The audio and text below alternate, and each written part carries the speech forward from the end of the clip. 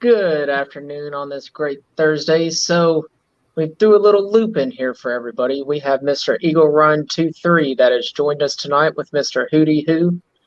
You guys asked for a second interview with Mr. Hootie Hoo and figured let's bring him on.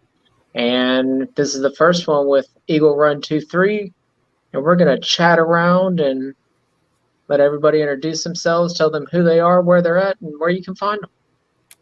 Whoever wants to go first can go first. I'll go first.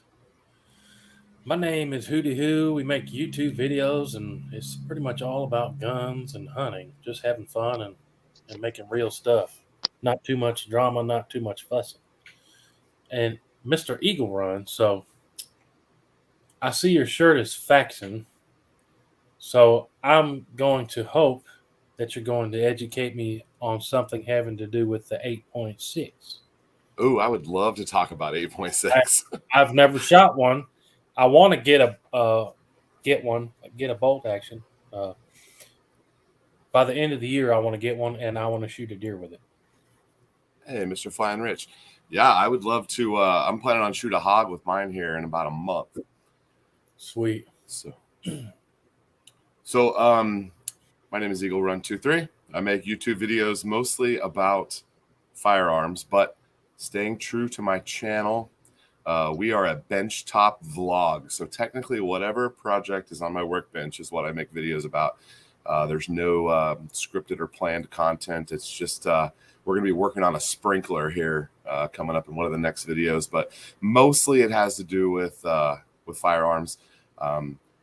I don't purchase very many firearms. Most of the guns I have are ones I've made. So that puts me squarely in the category of a YouTube gunsmith. So I love 80%. I hope we can have some resolution with that coming up here in a couple weeks. But I'm really interested in. I'm not a hunter, so I'd like to get into more, learn some more about hunting. And I know Mr. Bending Ballistic is a competitive shooter. I fancy myself in the category of getting into competitive shooting soon. Have not done that yet, but hopefully very soon. So hell yeah. I'm interested to find out some more about this 8.6. I'm very intrigued by it, but for what type of competitions I do, it's not really feasible for me because we have 30 caliber limits. So that's a lot of that. But I want to give a very special shout out to my channel admin that was out a couple weeks ago, Mr. John H. He has been like my channel admin from the very beginning. He was one of my first subscribers. And just want to say hey and thanks for joining us, John. So I kind of want to talk a little bit about some 22 stuff. You've been doing a lot of 22 stuff here recently, Hootie Hoo, and Eagle, I know you're pretty familiar with 22, so let's jump into a little bit of 22 stuff. Like, what 22 is one of my favorite calibers. I absolutely love 22 long and 22 short, 22 mag. I love all of it. And I just won a Taurus TX22 at a match, national 3-gun match. I come back out of the skill stage with the fastest time out of 325 shooters. Wow. And walk away with the TX22. Nice. I like that one. I have one. It's sweet. Chris. I haven't even shot it yet. It's awesome. I like the trigger on it. It's a affordable. A lot of people hate on Taurus. I love Taurus. I'm a budget friendly kind of guy. The trigger on that TX22 I think is great. I like it. Granted, so I shoot a lot of Canic. When you compare the Canic trigger to the Taurus TX22 trigger, they are apples to apples on a crispy trigger. And I'm a trigger snob type person that, like, I love it. So far, I've liked it. I've done some dry fire with it with my Mantis Pro. but so far I have not shot it yet. How does that work when you win a gun at a competition? Are they like, okay, here, sign your form, and here's your gun? Do you have to pay a transfer fee? Like, how does that work? Not Never won a gun generally. before. So that kind of comes into the advantage of working in a shop. I kind of just Right. have it sent to the shop because I'm out of state, so it's a little bit different. I just have it sent to the shop and I just pick it up from there. But when I won it, I didn't have any 22 ammo, so it was like, what the hell? I didn't even get to shoot it, and so I was a little bummed about that. I guess I could have got some 22 off some of the 22 guys, but I didn't. But I'm freaking stoked about it. So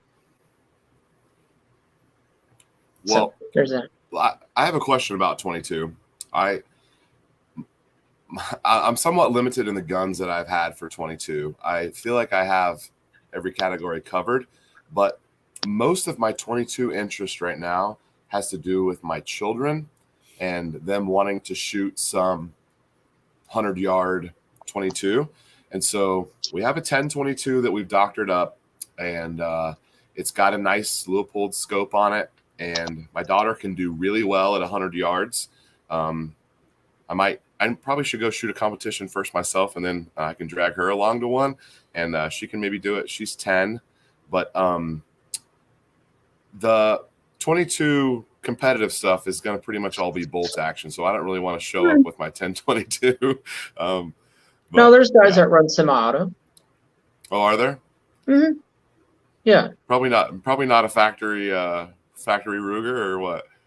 I run a factory Ruger right there. Yeah. This one does okay. It's the serial number puts it in the 1970s, and it does okay. It's relatively accurate. I don't have any of that Center X ammo or anything, so. Well, do you want to go into that a little bit, Mr. Hootie? Well, I've never shot a competition, but I actually what's that thing? Is it called the NRL 22 or something like that? They've got one right there at Fort Campbell. They reached out to me and asked me to start a club where I live, and I said sure. But then when I got to looking at it, it was going to be a big pain. Like, it was going to cost me like $500 to get the special targets they use, and then you have to have a competition with so many people so often and keep logs of it. And I was like, that's too much of a hassle, and I don't have time to keep up with all that. So sorry. But I'd like to get into it. It's fun. My best shooting 22, I got a 10-22, of course.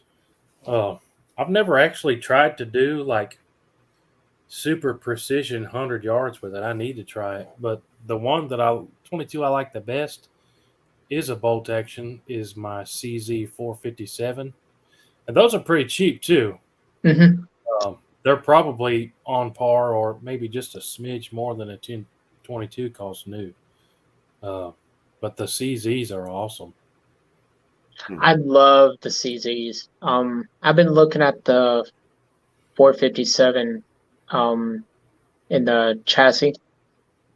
Because if I'm gonna buy another 22, like, I'm gonna go back to another chassis. Like, I'm not gonna go to a stock. Just based on what I do and the type of barricades I shoot off of, I need something that's got some rigidity to it. And I'm extremely rough on my firearms. I'm not even going to lie and tell everybody that I treat them like shelf queens, because I don't. You look at the Cerakoting on any of my rifles, they're beat all to hell. I've broken barricades at 3-gun matches. I've broken barricades at long-range matches because I will shove my stuff through it with as much force as it takes to get it through there. And if I break it, I break it. So that's just me. I've never knocked a scope loose, though. So there is that. I forget the model, but the 457, they make it from the factory in a chassis. Mm-hmm. I've got 3 457s, one 22 LR, and 2 22 mags, but they all have the wood stock on them. Yeah, they're nice in the wood stocks. I I don't disagree. I just want it in an aluminum chassis because I'm so hard on my stuff. And I know that if I don't put it in a chassis like that, I will just beat a stock out of hell. And I don't want to do that. At least a chassis, I can spray paint it and go on about my business when I scratch it all to shit. But have you watched any of my shorts where I've taken 22 out to 400 yards? Who? I haven't seen them. Oh, I've got shorts on there where I've taken 22 LR out to over 400 yards. I just attempted a world record about a month ago at 1,203 yards with the 22 long rifle. Whoa! Yeah, it took 438 minutes of angle. Well, it's like a mortar round. It was. I was You got to punch in your coordinates on that one. Well, so from shooting extreme range, there's a magnifier that clips into the M-lock, and it adds like 40 more MOAs. So I've already got 38 MOA there. And then I start stacking those on, and then extend out my M-lock rail. You can do more than one of those periscopes? Yeah, you can stack them. Wow. Yeah, so you start stacking them. You start stacking them, dude. Like, you can get crazy distances. But also, my scope base that was on there was like 11 inches tall. So my height over bore was like 11 inches already. So that brings up something else. So I wish I could grab stuff and show you. That's one of the things that drives me nuts when people comment. Like, it's one of those FUD lore things. You have got to get your scope within 2 millimeters of your barrel. Otherwise, you just did a terrible job. Like, everybody thinks that your scope just has to be right on the barrel or else it's garbage. I want to do a video with exactly like you said, with a scope way up here, just to be like, no, I can get same whole groups shooting it like that. You know what I'm saying? So Masterpiece Arms, ironically enough that you mentioned that. Do you know who Masterpiece Arms is? MPA? Yeah. Or not Masterpiece Arms. Modular Driven Technology. Sorry, not MPA. MDT out of Canada. They just did a video on that. Really? I want to say 3 weeks ago. They built a scope base that was like 6.5 foot tall, put a rifle in a swing, and shot from it. That's awesome. And they're like, this is the proof that height over bore does not affect it, as long as you zero. Yes. I have John, no experience with this.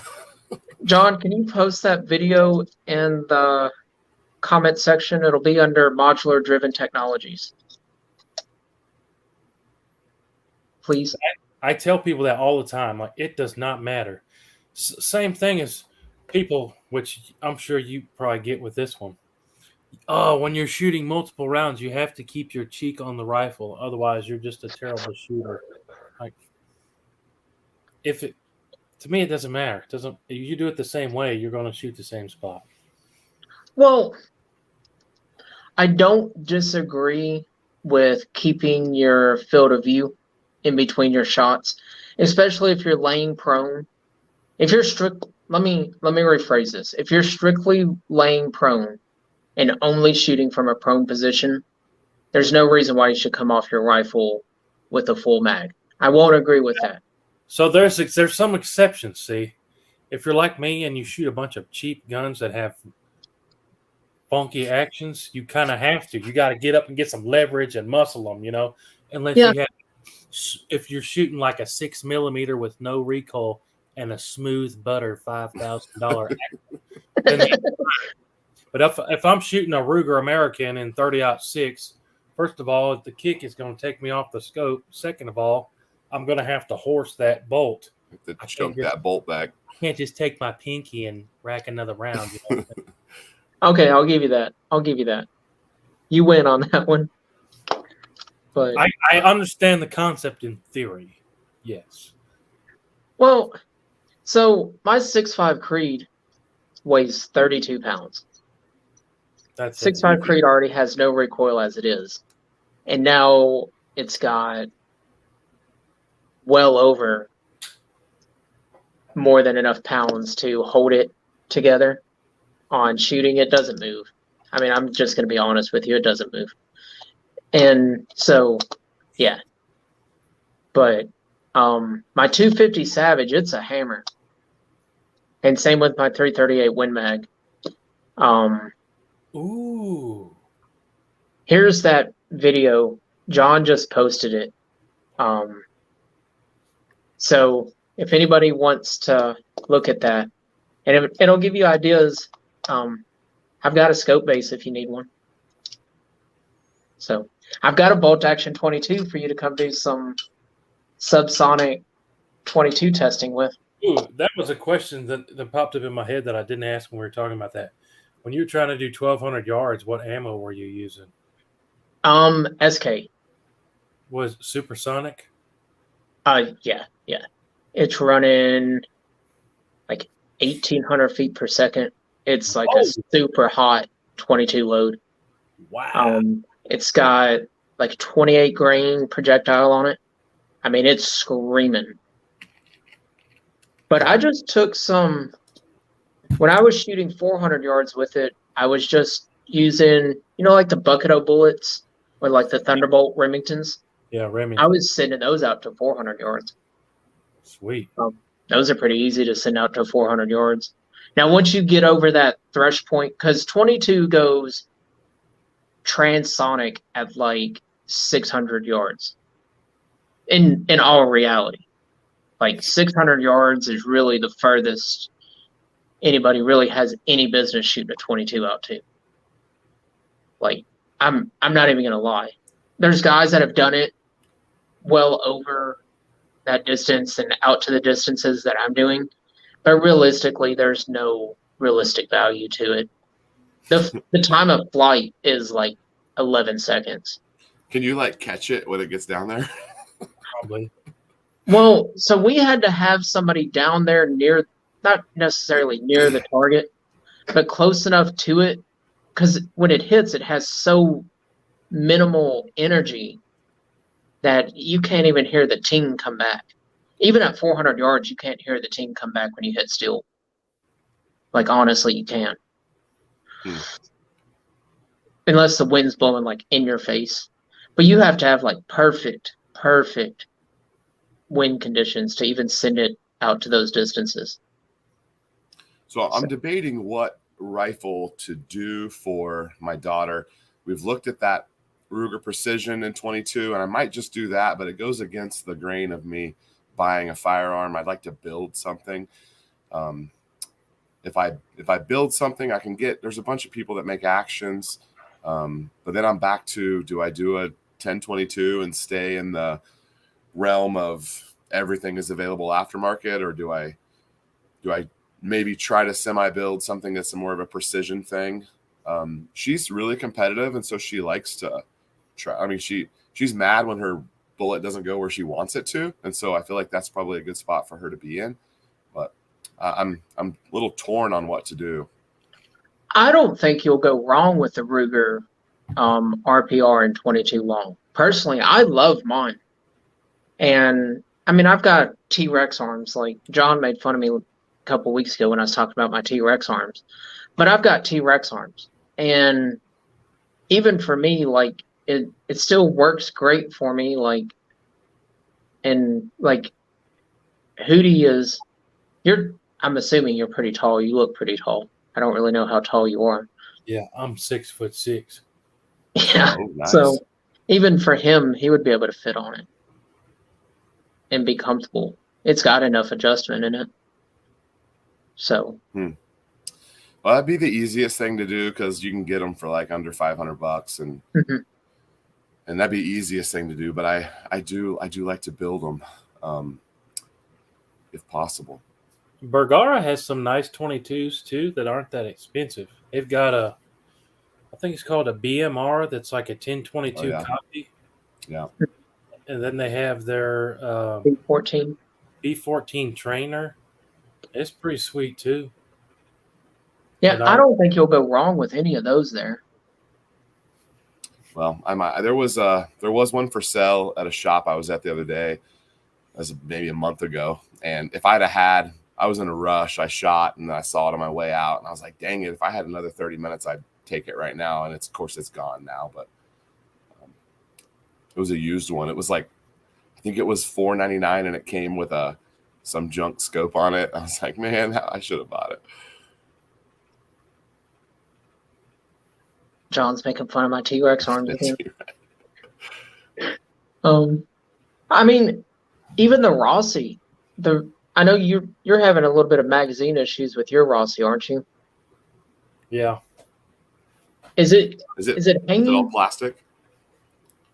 It's metal. Okay.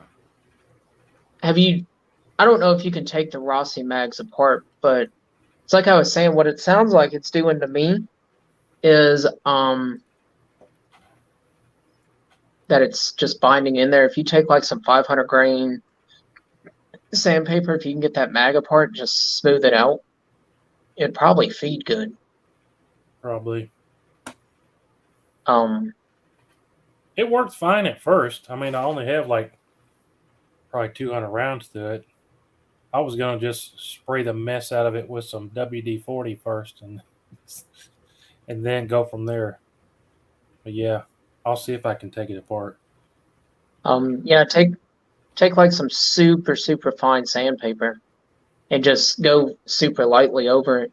You should be all right with that. But I know J Chassis makes a chassis for the 1022 semi-auto also, Eagle.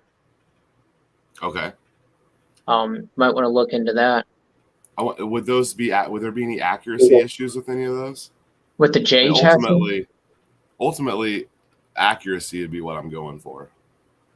Well, it's not necessarily. This wouldn't. I mean, it's not like money's no object, but like I wouldn't necessarily be a budget build just because it's for a kid. Well, accuracy doesn't come from a chassis or an action or a barrel inherently. Like I say that very loosely because I mean, yeah, you can buy a certain amount of accuracy, but you can't buy like pristine accuracy, I guess, if that makes sense.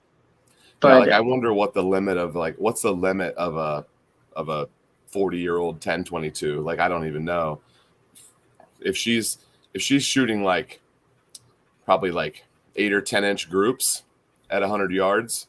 Like I don't know. Like we don't have fancy ammo. We're just shooting, CCI or something like that. I don't know even I don't even know what we should expect. Like, I mean, you ought to be able to pretty near put them in the same hole at 100 half-inch groups with the right subsonic ammo. I'd say, even no matter what. Sub or super? Subs. Oh, see, I only run supers. I don't run subs. I get much better accuracy out of 22 with subsonics. Really? Like, Norma TAC 22s or subsonic. Yeah. Those do great. The black box? The black box or the white? Black box. The white box is subsonic too. That's the match 22 with Norma. Both of those do awesome. This one? I have some of I have quite a bit of that. I don't have the white box. You can find that Norma stuff too. And it's not terribly expensive.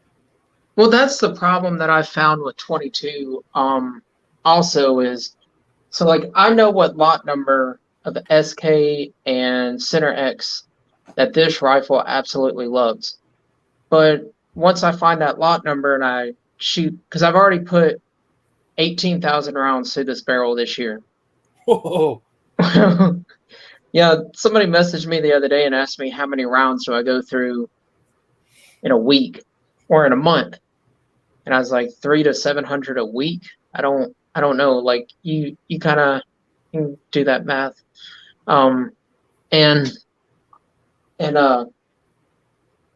But I've already shot the 15,000 rounds of that same lots that I bought. out of this barrel in 8 months.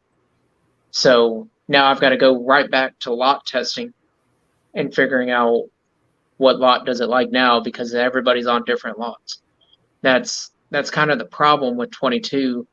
Unless you can find something like Norma, especially if you're shooting for like extreme accuracy like that. I mean, if you're shooting for extreme accuracy like that, it goes all the way down to the lot and the length of the complete cartridge in that lot. I mean, guys get crazy when you start talking accuracy on a 22. I mean, even stuff that I don't do for my big rifles that I load for. So I listened to a hour-and-a-half podcast from I think it was Hornady, and they did it all on long range 22. And when we went out to the beach last week and was on the road for like 10 hours. And so I spent one and a half of those hours listening to that podcast. And they were talking about how long the cartridge was, and guys were weighing stuff and measuring stuff. It's like, holy cow. It gets into the weeds so fast for me. So here's kind of a good group panel question. What kind of scope would be good for 22 LR? And we can go all the way around. Whoever wants to go first, go first. I'll give you my quick answer because somebody asked me this the other day. So I did a video. I can't remember what it was. Something on 22 recently with that CZ457. And they were saying, oh, all you need for a 22 is a 4-power scope. And I responded with, I'm guessing whoever this was, you've never been to a 22 competition, because when you go to those competitions, those guys, their minimum power on their optic is 24. Some of them are using 32 power optics. You know, even if they're only shooting 100 yards, some of those steel swinger targets they have to hit are this big. Mm-hmm. And you're not going to get a good hold on that with 4-power zoom. Especially if you're in a competition, you're winning prizes, you can win money. You can get a 24-power optic pretty cheap, you know? So if I answered that same question to somebody this week, and I said, if you're going to do that type of stuff, you need a 24-power zoom. All right, Eagle. I only know what we're currently running, and I like it. It goes to a 16, and I feel like we leave it all the way up to 16 all the time. We never back it off. And if I had 24 on there, I'd have it all the way into 24, 25 as well. I'm not a long range shooter enough to where I would say that you can have too much magnification. I would like to have the option of being able, even if I'm not using it when I'm shooting, if I'm going between distances or something, I still would like to zoom in and maybe see where it went if I can't see it, if I'm not shooting it. Yeah, 4 to 16 I think would be my minimum. MC says he has a 4 to 16. So I have what do I have here? Vortex Venom. That's what I have on there. I have the Venom on mine. 4.5 by 25. Now, I don't use crazy amounts of magnification personally. And maybe it's just me. I just had eye surgery, so I guess I'm kind of cheating a little bit. But so I don't use crazy magnification. Well, I say just had eye surgery. The past year I've had eye surgery.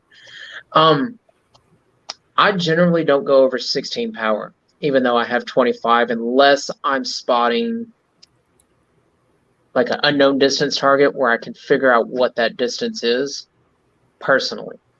Now, that works for me. Maybe by the time I get older, maybe I'm going to start using more and more of that magnification. But for right now, I'm not generally going over 16 power. I mean, technically, if you're just shooting steel like this big, Mm-hmm. you can do that with iron sights, right? Yeah, I agree. Also depends on what you're trying to do. Yeah, I mean, that is true.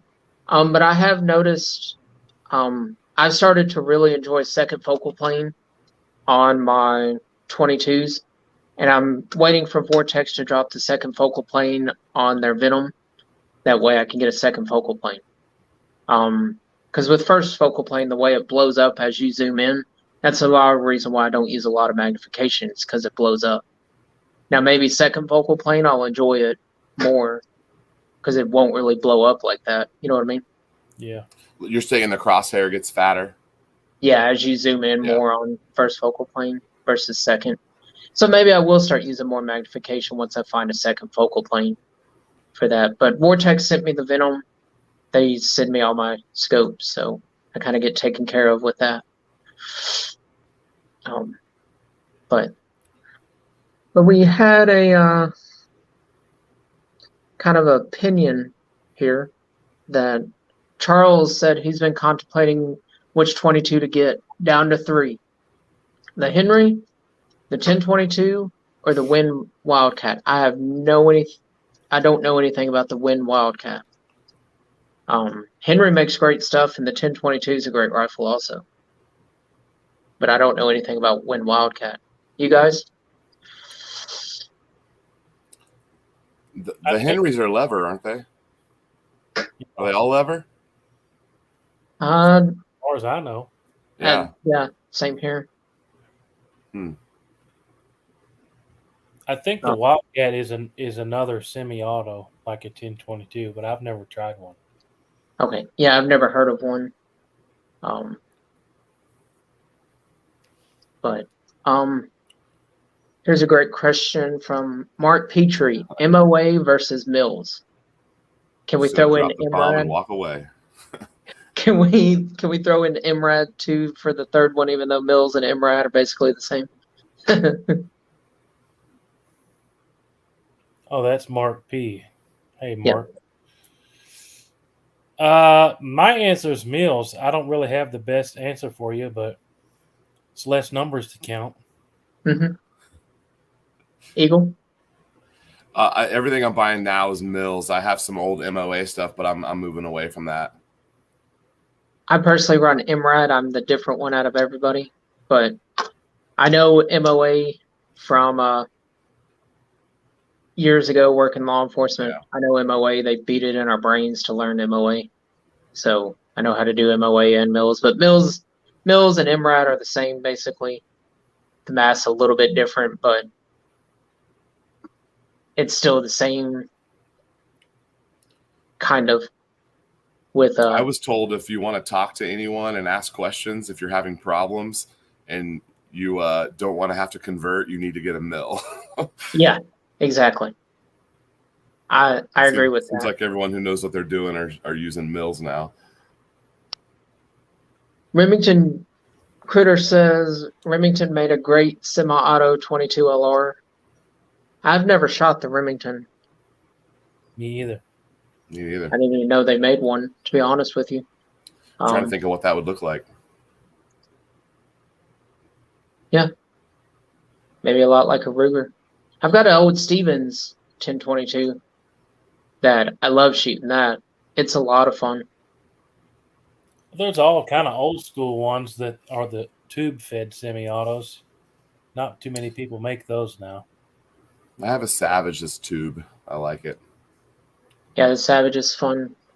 Ryan says the Wildcat semi-auto with the rotary magazine with polymer scope rails. I don't know what that is. So you were kind of talking a little bit about the Faxon shirt that Mr. Eagle Run is running. So he's got some suppressor questions for you. And I'm going to let you and him go at it. Yeah, you and him go at it with the suppressor stuff. Because I know big suppressor guy. I know enough to get me in trouble when I'm talking about suppressors. So, I just got my first suppressors like 2-3 months ago. I'm a newbie. Oh, nice. But I love it. Oh. So it seems like everyone's shooting suppressed now. It doesn't make a lot of sense if you're at the range and there's like some guy blasting next to you and then you're all whisper quiet. But if someone else shows up to the range with ARs, I leave. That's what happened to me.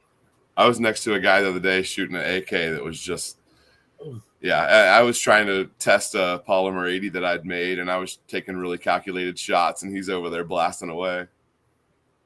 But I feel like that's bad. I was gonna say morals, but that's not the right word. Bad etiquette. Bad. That's bad range etiquette to show up with your AR or your AK and just mag dump. Like, come on, man. Yeah. Anyway, sorry, I didn't mean to interrupt. Well, the suppressor game started for me about 10 or 15 days ago, and I pulled the trigger on the Dead Air Primal. I was never going to be a suppressor guy. I had no intention of being a suppressor guy. The 8.6 Blackout got me into the suppressor game. The first round of ammo, maybe I should back up a little bit on the 8.6 Blackout if we're going to talk about that. But the ammo that was first available to the people who bought Facts and Barrels was Subsonic. And so I did my test firing with Subsonic ammo, and I couldn't get my thing to cycle. And so I had to fool with gas block and everything. And then I just decided I'm going to wait until vacations were over and into summer. My company is crazy in the summertime, so I'm just now slowing down. I'll be back on YouTube quite a bit here over the next couple of months until my next thing starts. But I ordered the Primal. It was recommended to me. It's rated for more, because I guess nothing's rated for the 8.6 Blackout right now. But it's 338, so if you can, if it'll handle a 338 Lapul, it'll handle a Blackout. So even though they're not saying Blackout on there for it, but that was the one that was recommended to me. It's 46 caliber or whatever it is. So I could technically use it for 9mm, technically use it for 6.5 Creedmoor. I'm maybe interested in SOCOM. So it felt like a pretty versatile can for me that I could use for a couple different places. So I pulled the trigger on it. It was like $700, relatively reasonably priced compared to some of the suppressors that are out there. Q, who made the 8.6 Blackout round, he's selling a suppressor, but it's like $1,500 or $1,800, and he's making one specifically for the Blackout. But that's probably how it's going to be the quietest, is with his suppressor, because it's probably air gapped perfectly for the 338 round and all that stuff. But this one's a little big because it's 46 or 45 point whatever it is, 0.45 whatever. So it's not going to be perfect for the 338, but it should be pretty good. So I can shoot it at the range. I bought it from a range so that I can go to the range. They check it out to you, shoot it, and I can visit it. I get visitation rights with my suppressor. I almost bought one from a shop, but it would have been in paperwork jail till I got it out. So, have you shot it through the suppressor yet? No. So they transferred it from another store. I went out of town on vacation, had one more week of work this week, and then allegedly it's here, and I plan to go shoot it at some point next week. So I bet it's going to be crazy quiet. So I just this week I shot some 6.5 Creedmoor. I've got a 46 caliber can, the Banish 46 from Silencer Central. I shot some 6.5 Creedmoor through it, and it was quiet. I mean, I have a 30 cal can. I shot one 6.5 Creedmoor through the 30 and one through the 46. My ears couldn't tell a difference. I mean, they were both quiet, hearing safe. Wow. I bet you that's going to be super quiet. What round were you shooting? The Remington Premier Sirocco's. I mean, they're like 3,000 feet per second. Okay, so it wasn't like a hand load or anything. No. Yeah. Well, the Subsonic round that I shot without a can was relatively quiet in and of itself. I don't have the ballistics handy. I don't remember what it is, but Subsonic. So we know it was at least a certain threshold there. But you're probably going to wonder if it actually went off. It's probably going to be that quiet. That would be We'll see here in about a week. There'll be a video here probably in the next 2 weeks on that. And then I ordered some bullets today or earlier this evening. So I'll be reloading 8.6 Blackout very soon. Are you a reloader? I just got set up. So I just got all my equipment I have the dies for 6mm. I've been doing some 6mm Creedmoor loading, and then I just got some dies for 300 Remington Ultra Mag, but I haven't loaded any of that yet. Okay. I'm a super newbie. Well, Yeah. Hootie, One cartridge, so I mean one caliber, one cartridge, Yeah. couple hundred rounds. Hootie, I'm really close to you, dude. If you want help with it, seriously, come up here. Like, my house is more than open to you. You're less than an hour from me. You're welcome to come here, and I can give you complete rundowns on reloading. I've been reloading for competitive matches for over 15 years. I'm not going to let you get hurt. Sweet. So, I'm with you. I started August of 2021. I got the Dillon. Oh, I'm pointing the wrong way. The Dillon. And I've only reloaded 9mm, but I have everything I need to reload 6.5 Creedmoor, 223, and 8.6 Blackout. I've got all the dies, and I've got cases and powder, and I got everything I need now to jump into those. I've been a little timid. I need to get a case trimmer. Just been a little timid to jump into the rifle calibers. I've reloaded probably like 5,000 or 6,000 rounds in 9mm in a year. So I've been rocking 9mm, and I've shot all my reloads, and that's been going well. 9mm was a great spot to start, so I'm ready to branch out. Have some time on my hands here, but yeah, I'm anxious about the can. I think it's going to be interesting to see how quiet it'll actually be. The 8.6 Blackout, the thing that's crazy about it is that 1 in 3 twist rate. I don't know if you knew 1 in 3. You said you knew a little bit about it. Yeah. I think the idea is that not only is it energy from the bullet speed, but it's also energy from the bullet twisting. So that it creates a lot of energy on target from two ways, from the twist and from the speed. But it's not a speed demon if you're shooting at subsonic. So yeah, I listened to Q's podcast. He's got 2 or 3 where he talked about the development of the round, and this thing's been around for probably almost 2 years now, but it just this summer hit the market where people can get their hands on it. And I've got 3 or 4 people lined up to do live streams. We're going to talk about 8.6, and it'll be fun. Well, so before I forget, let me ask this. So the 8.6 you have, it's a semi-auto, it sounds like? Yeah, it's right there. It's AR-10, 16-inch barrel, Faxon barrel, Faxon handguard. Is the thought maybe with the can on it, maybe additional back pressure to help it cycle? Well, I'll have to tune for that because I kind of struck out tuning without the can. So I'll have to tune on it once I get the can here. You might put the can on it and it just works. That would be great. I've already adjusted my gas block. The problems there's a ton of problems. One, I don't know much about AR-10s, and they're way different than AR-15s. I've found out there's a lot of, so I had some parts compatibility issues. That was a big part of the build. But the other thing is that is a carbine length gas system. That's what Faxon drilled the barrel for. That's what they want it to run with. And so the problem with that is Superlative Arms gives you a really long tool to adjust it, but it's about 3 or 4 inches short of being able to get on there with the handguard on.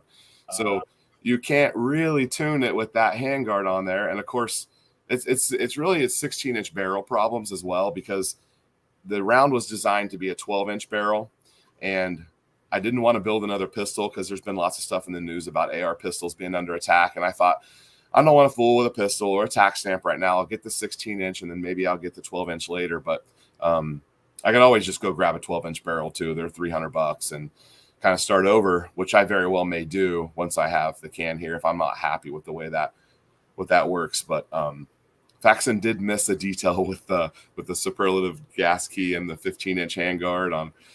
It just doesn't work. You got to take the whole handguard off to adjust the gas block.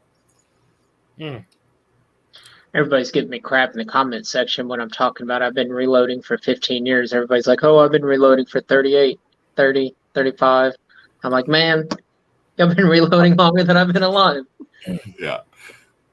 But yeah, I try not to say any numbers. If the moment you say how many rounds of 22 you have in your your stockpile, everyone's like, "Oh, that's cute," and then your neighbor's like, "What's this guy running a militia?" Yeah. Numbers. No, I stay away from numbers. Yeah. Oh, and on the whole reloading topic, I just had Yeah. another light bulb. I forgot what I was going to say, then I remembered it. So why I haven't? So I shoot pretty much everything when it comes to rifles. Like, Yeah. I got every caliber just about. If you name it, and it's not some like crazy Weatherby Magnum oddball, then I'll probably have it and shoot it. So I was super excited about getting ready to go gung ho because I save all my brass. Some of these I got a bunch of them for. I used to give them away, but now that I got the reload stuff, I've been saving it all. So then I went to go looking for all the stuff, the primers and the powder. Well, I found the primers, but it was going to be cheaper for me to just go buy the ammo because the primers were so expensive. And I said, well, I don't really want to reload that bad where I'm going to pay more to do my reloads. To me, there's no advantage. Like, I'm not shooting competitions where I would really care that it's all exactly the same. You know what I'm saying? Like, when I found how expensive the primers are, I was like, wow, that's not worth it to me right now. Yeah, it's I chose to reload for a little bit of a different reason than what most people reload for, and that's what led me to the Dylan. I'm interested in I'm a bit of a prepper, we'll say.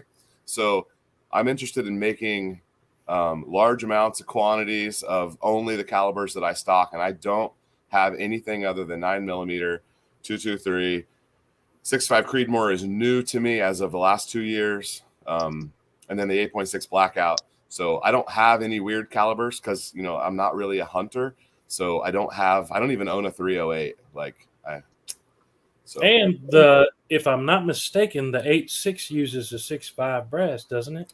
It does, yeah. You can trim the brass, which we're going to be diving into. There's a guy who's made a brass trimmer that will help convert the brass. But right now, no one's selling the brass, so I'm of course saving. I have 200 rounds of 8.6 Blackout. I'll keep the brass, of course. So, and then hopefully I can make more. Well, you could take 308 brass, 243 brass, 6 Creedmoor brass, 6.5 Creedmoor brass, and probably, it's all the same parent case. It's all the same head stamp. You could, same head space, and make 8.6 brass out of it. I'm gonna need a neck.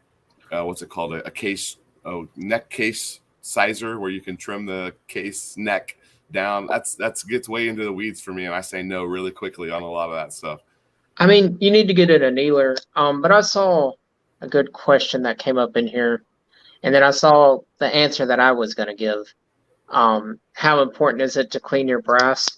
But somebody answered the question for me. Miles answered it for me. Start dirty, end dirty. As long as it doesn't have mud in it, I don't clean my brass. I'm awful. I'm absolutely awful. If it's a bolt gun and you're not shooting it on the ground, it shouldn't be too bad, too dirty. As long as it doesn't have mud in it, I don't clean it. Yeah. And I'm also the same way with my gas rifles. If they don't run dry, they don't deserve to run wet. I'm telling you, I'm awful on my firearms. I don't clean guns. People ask me, you must clean guns all day. I don't clean them. I clean them when they break and they quit working. I'm the opposite. I clean guns for sport. I'd never sleep if I had cleaned my guns every time I shot them. All of mine are clean currently. I don't have a gun, period. It's only clean when it's new. When I've fouled my barrel bad enough that I'm going from 0.3 mil groups to 0.75 mil groups, then I'll clean it. But I just run some Vortex on a cotton swab. It's like wipe out, patch out, and let it soak in there and run a dry through it, and I'm done. I don't even do that. I bring them home and put them in the safe. I don't But have time for it. Like when I go, I film normally 3 or 4 days a week. When I go, I'll take 10 guns with me. You know what I'm saying? Yeah. When I get home, I got stuff to do. I got kids and all that.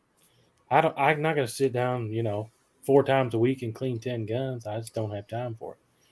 now I get it. Now if it's something I haven't shot in a long, long time, like my gas rifles, like my backup rifle that I take to 3-gun matches, like my backup 5.56, about once a month I'll run a bore snake through it. But other than that, that's just to make sure there's no spiders or cobwebs in it. So, Hootie, are you full-time YouTuber? Yeah. Yep. How long have you been full-time YouTuber? A little over a year. Okay. Good for you. That's fun. Every time I get out here and start making videos, I'm like, man, that would be great if this is all I had to do. It's fun. It's work, but it's better It's than not nothing. It's not nothing for sure. It's a job. Now, how long did it take you to get to the subscriber count that you're at now? Like, how long ago did you start versus now? I've been doing it about 6 years. Oh, so you've been at it for a long time. Yeah. I didn't know how long you've been doing it. Hickok 45 is the only other person that has more videos than me, and I'm trying to pass him. Well, I mean, you video upload just about every day, don't you? Yeah, every day, at least one, and I try to do 2 a day. Dang. Holy cow, good for you. That's awesome. I mean, that gets to be a lot too, like with editing and everything else. Oh yeah. Now, what software are you using now? I got Vegas Pro 16.0 is what I got. Got it pulled up right now. I haven't heard of that one. It's Sony Vegas. I think it's Sony, yeah. Nice. Huh, interesting. Well, so when are you going to come do the mile challenge? I've been trying to get Eagle Run to come do it, but we got to get some people down to the range to compete at the mile challenge. Okay, so I'm getting a new gun in. It's supposed to be in the mail. I think would be a fun one to do. And I've got enough ammo to do it. What is it, if you don't mind me asking? No, it's Weatherby's brand new cartridge. It's The 284? No, the 338 RPM. Oh. It's brand new. I think right now they just let you start ordering them like literally this month. Nice. Wow. 338's got a lot of heat right now. Holy cow. Well, because 30 cal started surpassing it with everything, like 300 PRC started surpassing Lapua, and but now you got the 7mm PRC, and that's something that I'm very interested in right now. Yeah, Is the 7mm PRC from Hornady. I might need to talk to my people at Hornady. Can you get on that? I've seen a couple people like Ron Spomer made a video on it. I've got a Reamer that says I'll make one. All right. I mean, so why? If you want me to be honest, I've got a 7mm Reamer. So why is it that we're seeing so much cartridge development for PRS shooters when PRS shooters make up a tiny percentage compared to hunters and shooters? Well, why is all the cartridge development looking at competitive versus hunting? Hunting dominates. I mean, it's not even close. It's like not even 80-20. It's more like 90-10. Okay, so the 7mm PRC started out as a 7mm saw. Is initially what the 7mm PRC is. Same parent case, same everything, same action, same headspace as a 7mm saw. So you take a Wildcat that is just 6GT is the same way. The Gay Tiger. It's the exact same way. I've been bugging Dark about his GAR 15 or GAR 10 that he's building. I told him do it at 6GT because it's the 6 gauge Tiger. I've been telling him to do it in that. Anyways, long story short, the 7mm saw was SAMI spec, and you couldn't call it the 7mm saw based on the premise of the saw is already a military rifle at 30-06. So then you have to change the name to 7mm PRC. So really, it's not that a new cartridge was developed. It was just a new cartridge with SAMI spec. Just like Ryan is down here talking about the 338 Edge. I'm not going to be shocked that you see that come out here very soon under a SAMI spec, under something different. Just like how the 6GT is a little bit different because it didn't have to be changed from one thing to another. We just still call it the Gay Tiger, even though it's the 6 Gran Turismo. What's that Weatherby cartridge cost a shot? I saw somebody on Gunbroker selling it for $10 a round. Holy cow. But straight from Weatherby, it's pretty close to about everything else, like $5 a pop. Man. The 338 is not cheap. It's like $4 a round. I should be able to reload it for about $1.50 a round, though. Most of that just being $1 a round for the bullet. And Weatherby's loading there for that 338 RPM cartridge. They're loading 185 grain Barnes, Okay. 225 grain Barnes, and then the 225 Noslos, the white tip ones. Okay. A tips, I think maybe. Hopefully, we'll see some more development in this 338 bullet range. That would be good for me because what I've been shooting is a 288 grain. That's the Subsonic 288. That's what Gorilla put out for the first batch, and then I've got some I forgot what the other one is. Discreet ballistic made 2 something Subsonic as well, and then I ordered 225 grain is what I ordered, the Barnes TSX. Yeah, the blue tip They're one. heavy. That's the tipped one is the TTSX. This is the soft point one, just Gotcha. TSX.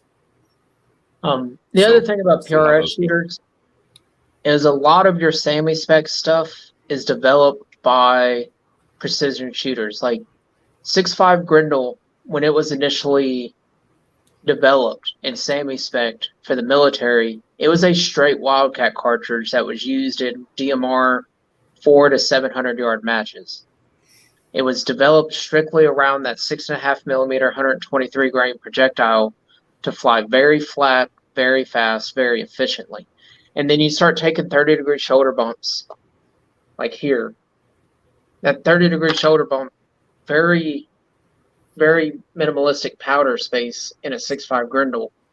But you throw that 30-degree shoulder bump in it, and it boosts up pressure so much because it's got to fight to get through that. And then you start taking that, and then you adding in the variables of PRS shooters are pushing the limits over and over again on everything.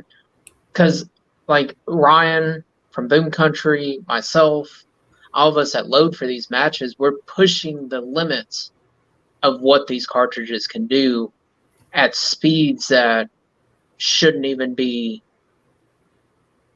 achievable, whether it's anemic speed of like in my 3-gun for my 9mm, I'm pushing 853 feet per second, which is well below subsonic speeds.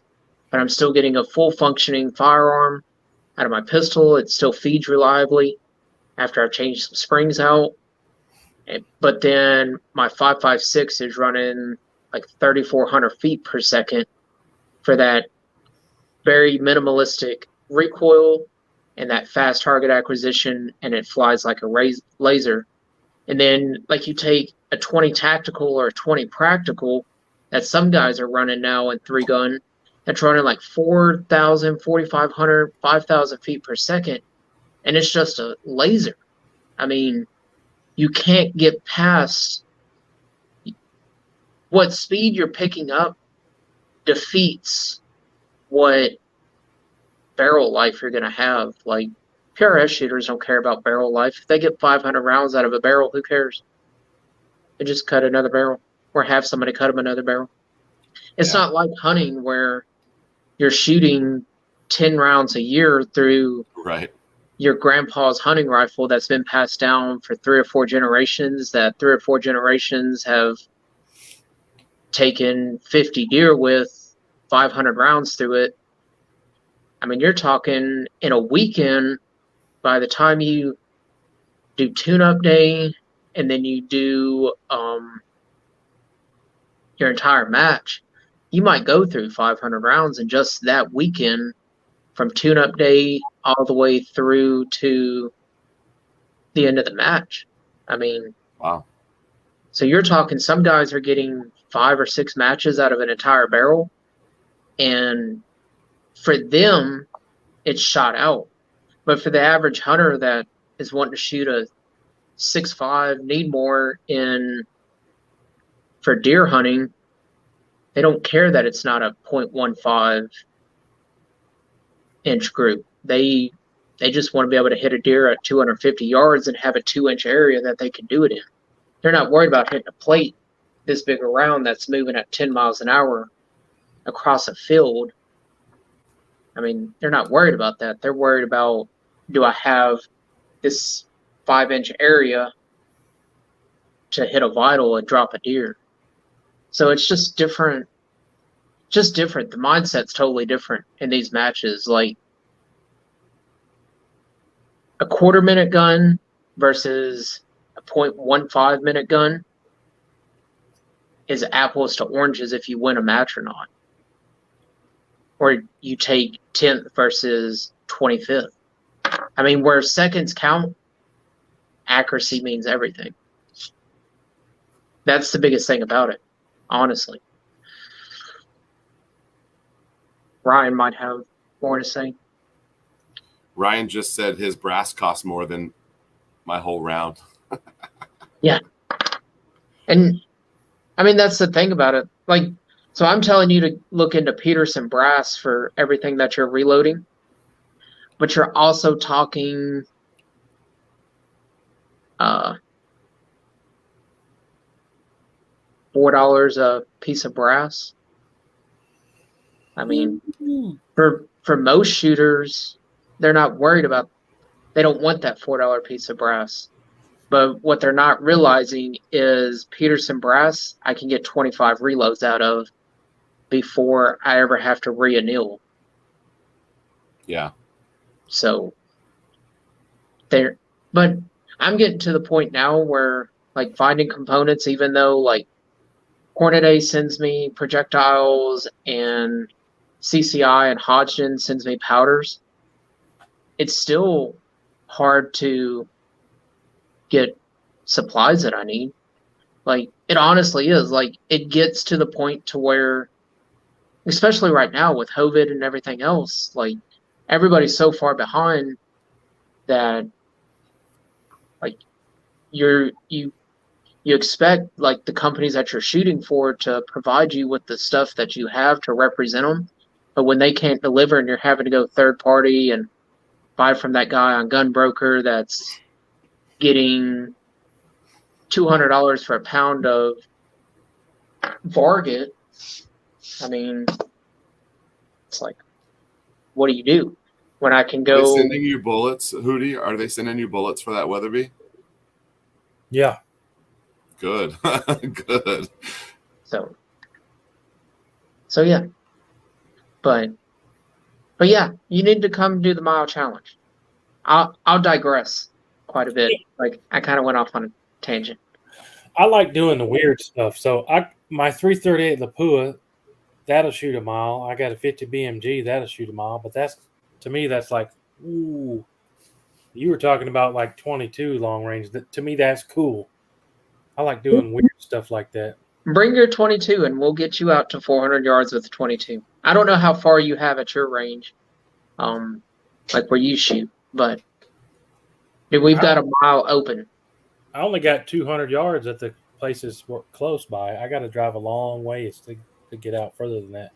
There's a place like 30 minutes from me that has out to 1,000, but it's a public range and there's always a ton of people there, and I just don't like doing that. How far from Strategic Edge are you?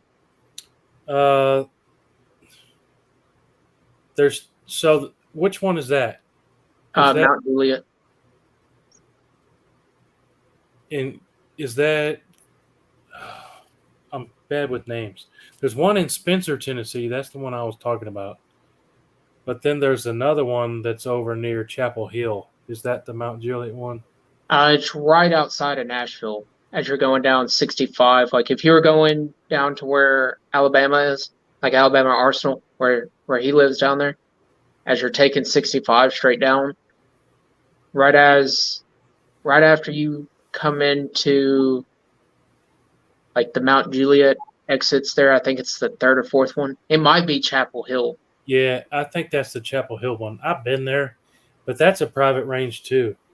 Yeah, you have to be a member there. I'm a member there. I use their annealer all the time. They just bought an amp annealer. We talked to them on the phone a while back, and they kind of snubbed their noses at me. I didn't really like their attitude. And the one time that I did go there, a range officer was like at my back the whole time, and I just don't like that. An old fart trying to tell me how to shoot better, and he could shoot better than me, and his guns were better than mine.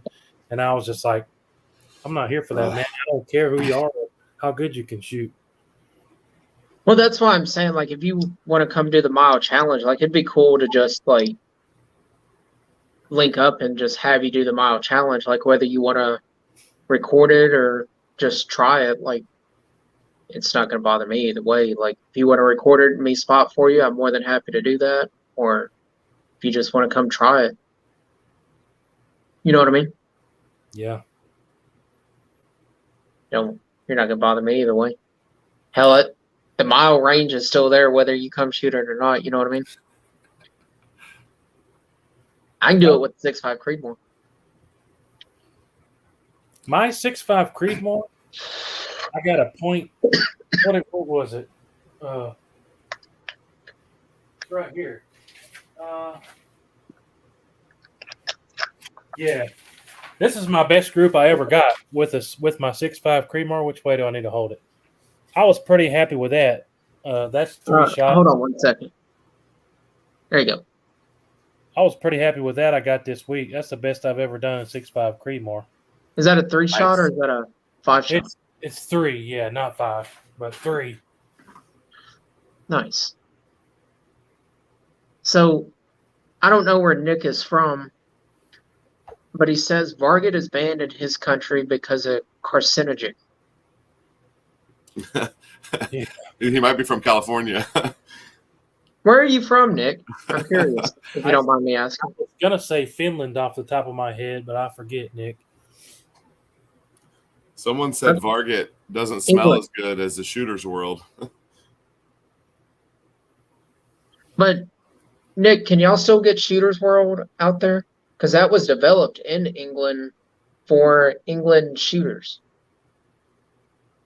Interesting. Yeah, like, that's who Sailor and Beloit use out there. They use Shooter's World propellants. SK, Lapua, because they're all made over there. I got my first pound of Varget this summer, and I haven't loaded anything for it yet. It was so hard to get. It took me a year to find it, and I got it, and I was like, holy cow, it's real. It exists. It took me forever to find some. It's like a mythical load. That's the nice thing about being so close to Mid-South and having so many friends that work at Mid-South. They call me when they get Varget. You need some Varget? We're about to put it on the shelf. Better tell me no. Like, that's the advantage of that. I got no hookups. Well, it's not really a hookup. It's just guys that, like, I shoot. Yeah. Reloading Weatherby says H1000 is also impossible to find. I've got an 8-pound jug of that. So that's what I load the Lapua with, is H1000. And the 338 Win Mag. And 300 Win What Mag. press do you have, Hootie? I couldn't even tell you what it's called. It's that's how new I am. Literally, I just started like, I mean, it's a, what do you call it? A single stage press. It's only like Yeah. this. Mhm. From Frankfurt Arsenal. Okay. Oh, you got one of their. I It's forget like the name of it.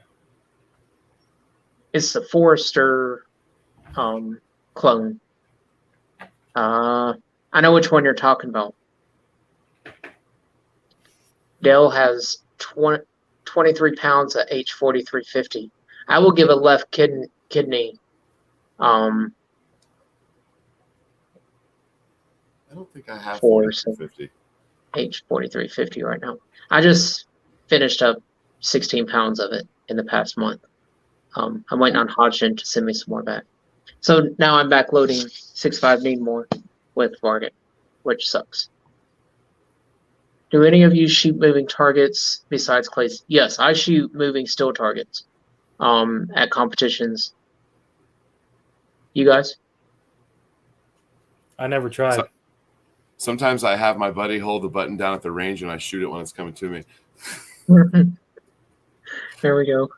I took a pistol class where they had the ones that go side to side. Mhm. I took a pistol class maybe a year. No, it was pre-COVID, so a couple years ago. That was super fun. K&M has movers, right? But Mhm. I didn't shoot them when I was there. Well, they just put new movers on their carbine course too. Like, I don't know if you got to shoot their carbine course. So it's as soon as you first come in. Did y'all stay at the clubhouse when you were there, or did y'all stay at a hotel? I drove there and drove back. I didn't stay at all. Do you know well, you know where the clubhouse is, like where the big gazebo is? Yeah. If you look off to the right, where all the pistol bays are, Yeah. I think it's off to the right. Anyways, right next to that is the carbine course, and they've got a 350-yard mover in there now, that they put in just for the carbine. I shot at the 750-yard range, steel Mhm. range, and then the one down to the left where they got 1200. Did you get to shoot at the one that had the buses and stuff at it? No. Have you ever seen that range? No. Oh, you need to come to Gap Grind with me. I'm serious, dude. You need to come to the Gap and Grind. You would have so much fun at the Gap and Grind.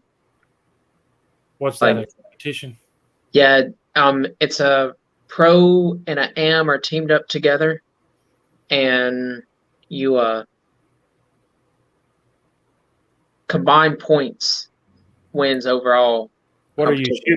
Is it bolt guns or gas guns or what? You can run. I started PRS and gas, and now I run production. Next year I'll probably run open division with my pristine action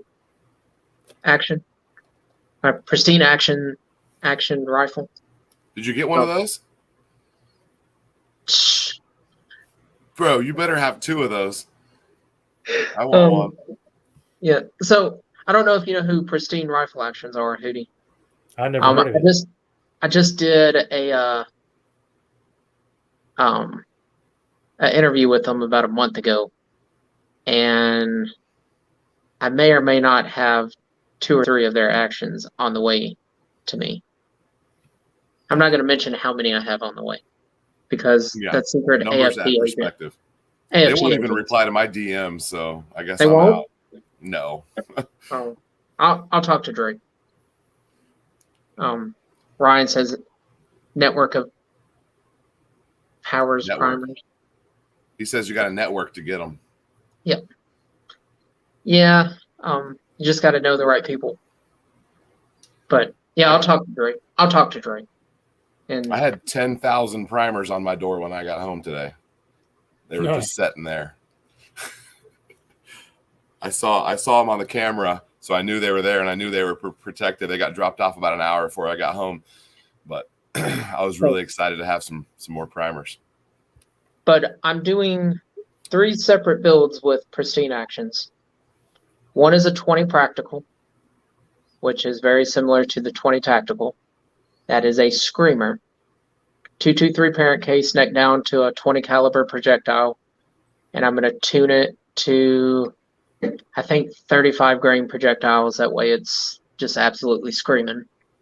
And then I'm going to do, I haven't quite decided the other one, but I'm going to look at possibly 98% sure trying to do one in 6mm arc. Cool.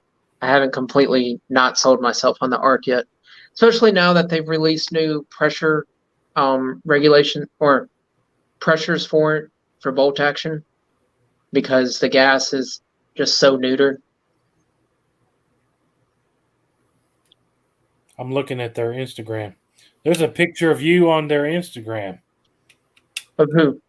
At Pristine? Shoot Pristine, yeah. Yeah. Oh, me? Yeah. And then Mr. Boom Country Hydrographics. So, but yeah. Everybody get over there and follow them. Blow up their social media. They have YouTube. Don't They're good DM people. They won't DM you back. I don't know. Maybe I only have 6,000 subscribers. That's my problem. I need to get a bigger channel. Well, you say that, but I haven't even broke 500 yet. So yeah, but I'm not a professional shooter, so well, I'm just a guy. I'm just a guy. I'm just a guy that got really lucky at shooting competitively. That's all I am. I had a little bit of skill and a whole lot of luck, and that's it. So I have an industry that, like, people in that industry would give me stuff to promote, but I don't have a promotion in that industry. So in this industry, I'm tiny, micro YouTube channel. 6,000 subscribers is nothing. And I'm not even at 6,000. I need like 30 more subs to get to 6,000. But in the other industry, companies would work with me, and they do. But in this industry, I'm a nobody. I mean, that's how I am. Like, that's what I'm saying. Like, I got where I got with shooting competitively from shooting through high school, college, and then venturing into the 3-gun world and getting, I don't mean to sound vulgar when I say this, but I got my ass handed to me my first 2 years in 3-gun.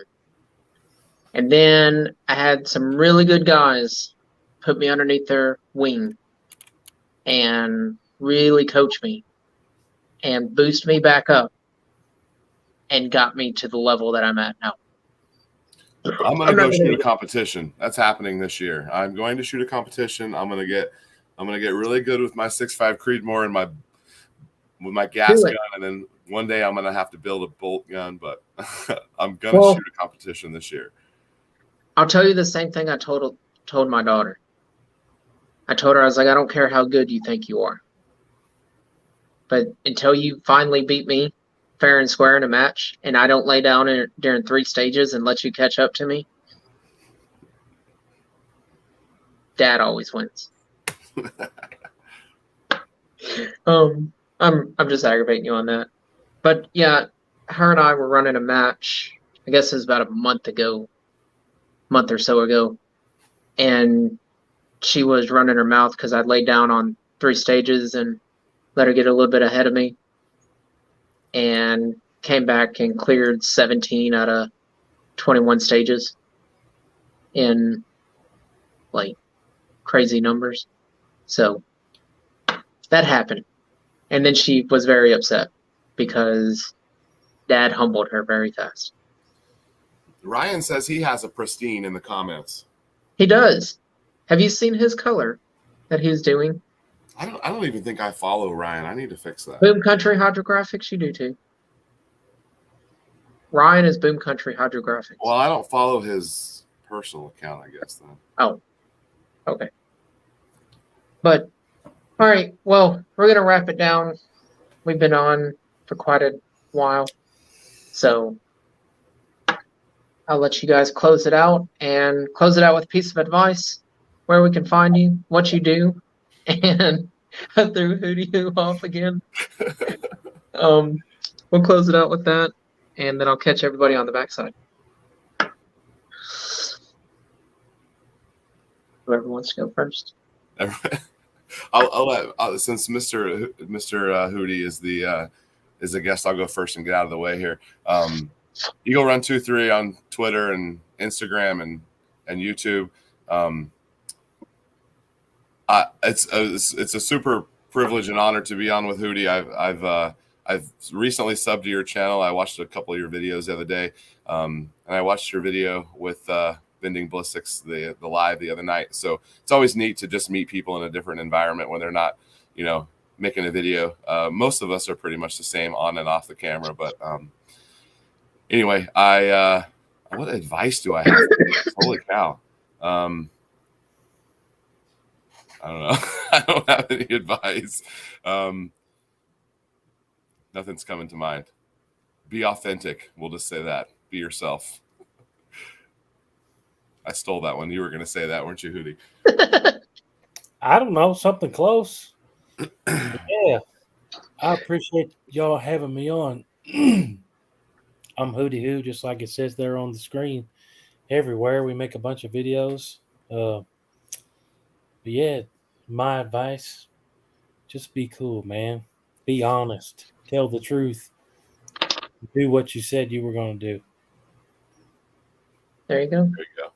Yeah. Well, guys, I appreciate everybody for joining us, and thanks for being here. We went a little bit over how long I normally go. We had a great conversation. Be kind to your neighbor and do to your neighbor what you want your neighbor to do to you, because everything comes back tenfold. Everybody be safe, stay classy, and I'll catch you next time. See you guys.